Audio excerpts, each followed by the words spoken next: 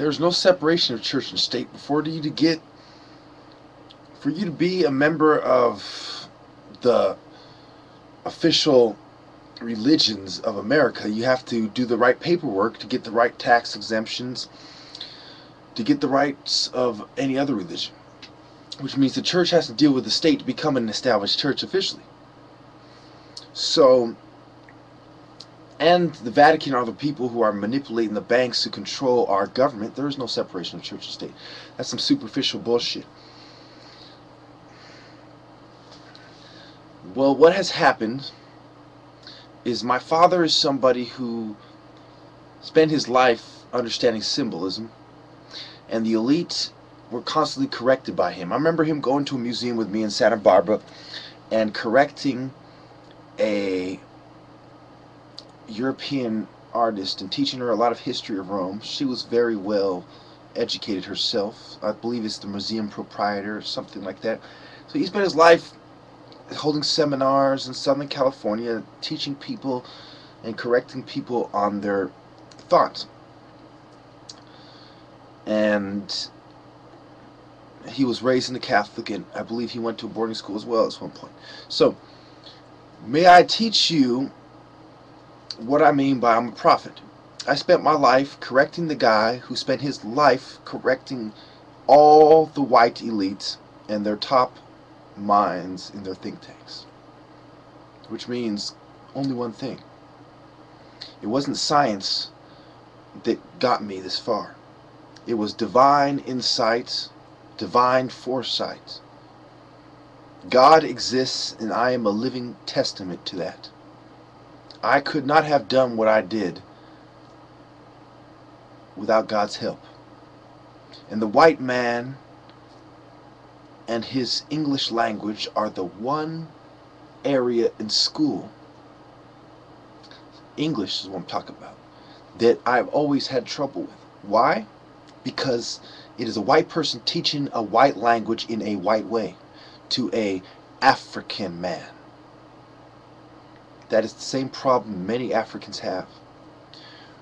We have to separate from white society.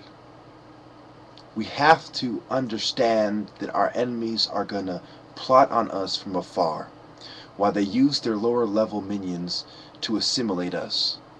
The destruction of the black race at all costs is part of their agenda, and the preservation of the white race. They have never conquered Africa, but they have tricked them into doing the white man's work, and it cost many lives. Leopold of Belgium, what did he do in the Congo? Killed 2 million people. Why? Because it was the political turmoil and the strife that was caused by the effects of having trusted the Belgian government. Who trusted them? The bootlickers. Instead of fighting them every step of the way, they allowed them to settle. They allowed them to colonize and build up their forces and build the Force Republic. And the dark side of the force was run by the white empire. And the light side has always been with the black sub-Saharan African who is targeted. Whether he's targeted by French in Sierra Leone for prostitution, French in Cameroon for prostitution, or he's targeted in Congo for rapes and murder and extortion, or he's targeted in Nigeria and Somalia for his oil. And everywhere he sets up his own groups that have the most guns, that control the opposition movement. So if things come to a head and the opposition manage to kick out the colonists, they have the key figures in their pocket already. They are moles, they are sleeper agents. MI6, Mossad, CIA, MI1, 2, 3, 4, and 5 as well. Some of you think these things do not exist. Look it up. There are many sections of the MIs. When they were making that James Bond and they're saying he's Agent 007, 008, they weren't kidding with this kind of stuff. Those guys literally compartmentalize people in a very basic, very simple, very straightforward way, and they tell you they're not doing it the whole time while bombarding you with bullshit and celebrity sluts and all these people who belong part to the secret society and know when to stop seeking their own interest and pretend they're part of the secret society interest and push their own agenda further. It's the application of the collaboration of the scum and the minions of SETI who have vested interest with the bankers, the psychiatrists, the New World Orders, the archaeologists, and many other Eurocentric scum whom I must face every day of life until I die. You see, I am going to imply one principle from the streets, is that we do not die, we multiply. There will be many and many and many more.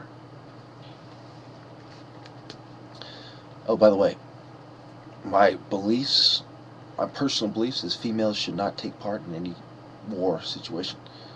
That's my personal belief. Thank you.